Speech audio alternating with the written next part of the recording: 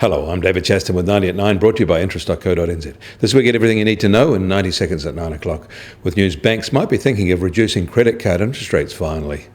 Firstly, in the US, however, the Trump administration is about to use sharply higher alternative growth rates in its first budget, according to leaks reported by the Wall Street Journal. And a separate report says that they're considering revising the way imports and exports are counted. Alternative data to meet campaign rhetoric is expanding from China and Russia to the USA, it seems.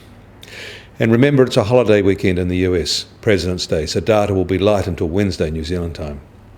In Europe, the EU's Brexit negotiators are adopting a divorce-first stance, denying Britain any trade talks until progress is made on their €60 billion exit bill and the rights of expatriate citizens. In China, they say they're getting good at controlling currency outflows. In January, the net outflow was $19.2 billion, according to their official currencies data, down from $46.3 billion in December and $33.4 billion in November. However, observant readers will note that the official January data is much higher than was reported unofficially earlier in the month. And staying in China, they're reporting work is about to start on 35 new railway projects in 2017. Infrastructure stimulus continues unabated. Singapore grew 1.8% in 2016, and the government says they'll be about what they grow in 2017. Actually, they say 1 to 3% for this year. That means New Zealand could outgrow Singapore this year for the first time.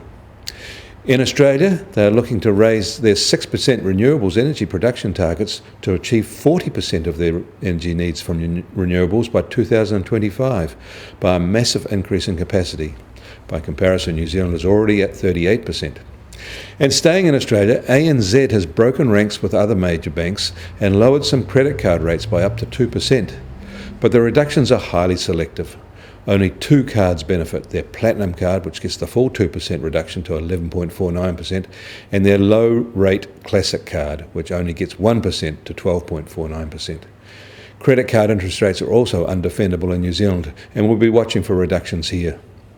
In New York, the US Treasury 10-year yield will start the week lower at 2.42%. Oil prices are essentially unchanged today and still just over $53 for the US benchmark, while the Brent benchmark is just over $55.50 a barrel.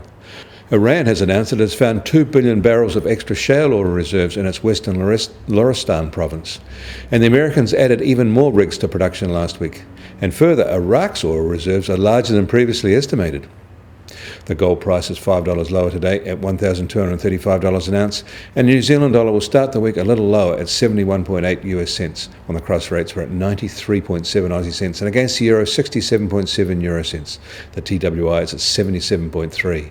I'm David Chaston. That was 90 at 9, brought to you by interest.co.nz.